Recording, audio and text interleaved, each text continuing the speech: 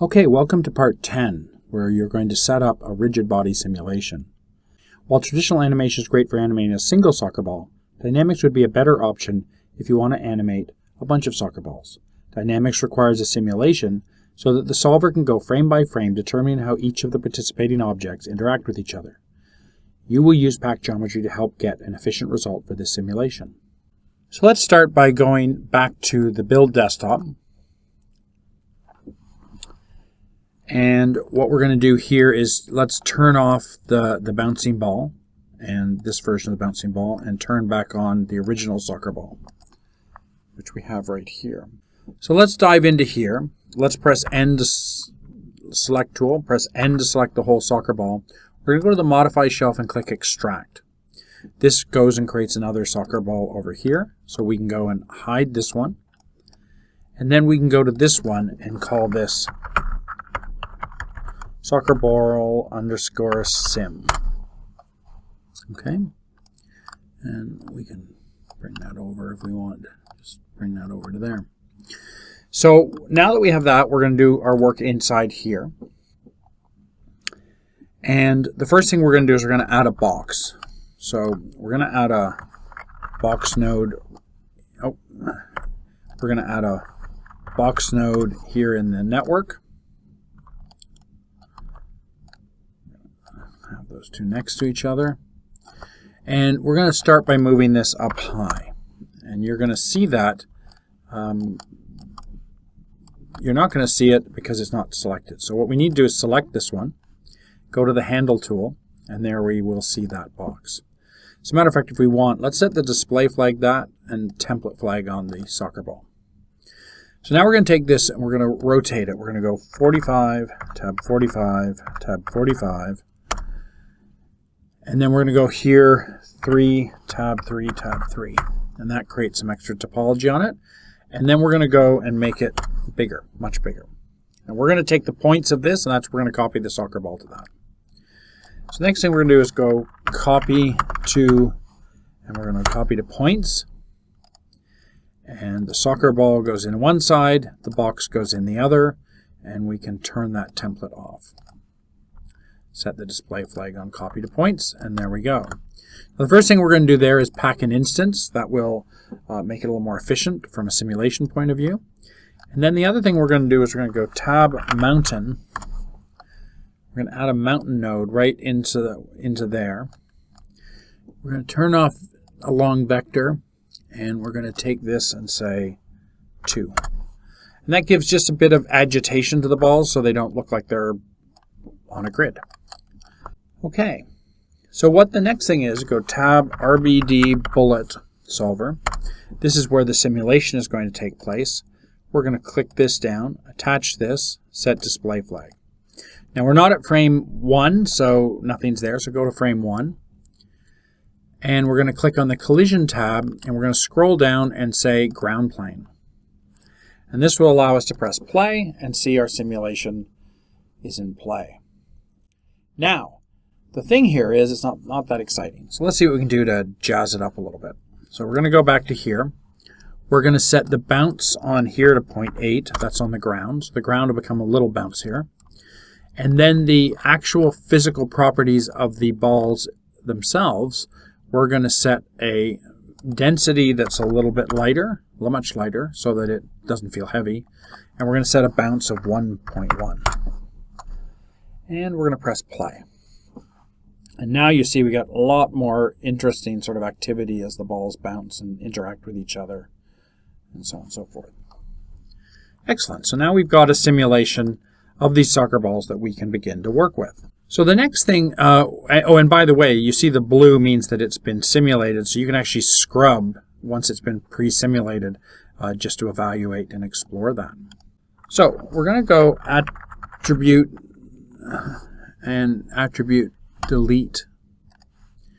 Put this node down. Set that, and we're going to take this and we're going to go name attribute. Then we're going to go tab and we're going to go unpack so that this is not, we're going to unpack those for the moment. Just that's going to help with our simulation. The next thing we're going to do is we're going to go tab USD Export.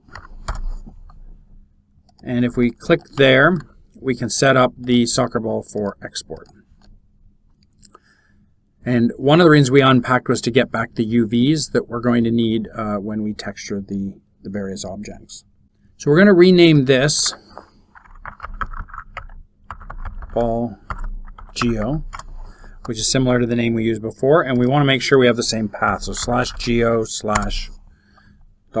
So it's /geo, and then it'll use the name of the node to make the USD file. We're then going to go to the Export tab. We're going to say, let's give us a frame range from 1 to 120. And for the naming here, we're going to go into /USD, and we're going to go soccerball_sim.usd. And we're going to save to disk. And that's going to take everything we have here and save that nicely out to disk. Okay, so now let's go back to the Solaris desktop. And by default, we're still looking at the geo. So you've got to click on there and go /stage to get back to here. And what we're going to do is we're going to, let's turn off, go to Houdini GL. So we're not going through Karma at the moment. Let's go to the network and see the network we use to do the bouncing ball. And what we want to do is we're going to alt drag that over, and that will create a new network for us to work with that can focus on the simulation. Let's go to the sublayer node, this one up at the top here. We're going to go in and we're going to say soccer ball sim accept. And you'll see that now the soccer ball is doing that. Okay, perfect.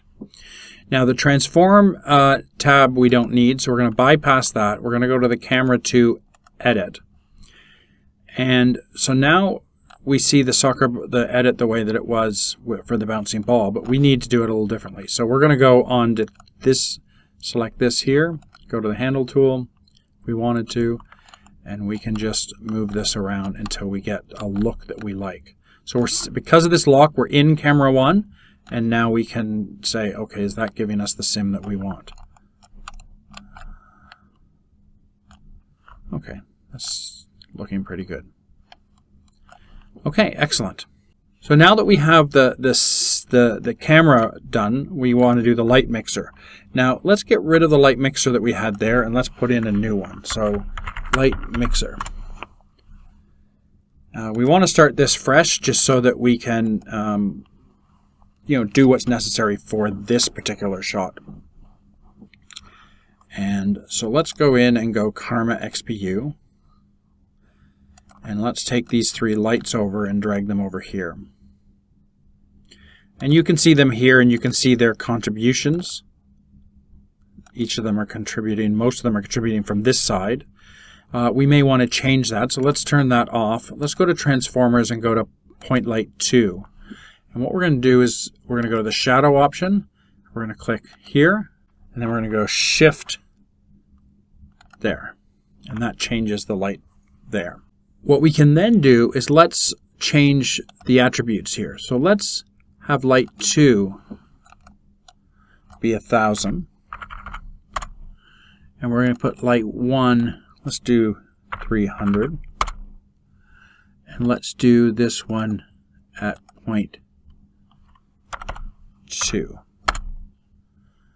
Okay. Now this isn't quite right, so let's go back to the transforms. Let's go to point light 3. I think we want to go shift and maybe point back to there. We can tinker around. Oh, there we go. That's nice. So we're getting a lot of light on that front and less from the other directions. And we can check how that's looking at different frames and going, okay, that's doing exactly what we want. So now that we have that ready, we can go and render this. So, okay, if we now go to we want to go to these, we're going to go to the render settings, and we want to change the name of that to go into sim, and we want it to be, spell that right the last time, ball, sim, and so on. And so that will give us the right location to save it out.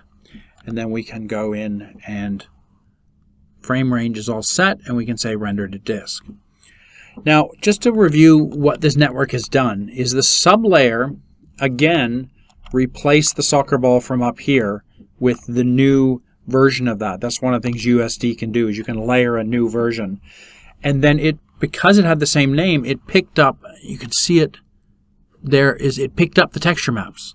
So the texture maps have been assigned to /geo/soccerball_geo. So as we rename them, as we bring in new versions that have the same name, the assignments just automatically fall into place. So that's pretty cool.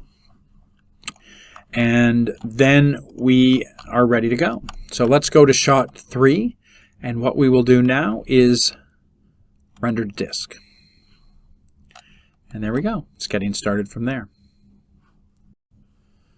Okay, now we have that. Let's display it. So we're going to go and load disk files.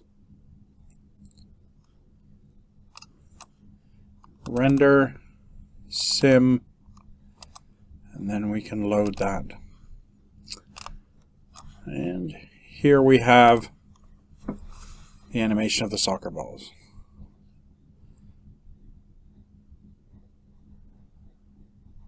So in this lesson, you have built a soccer ball,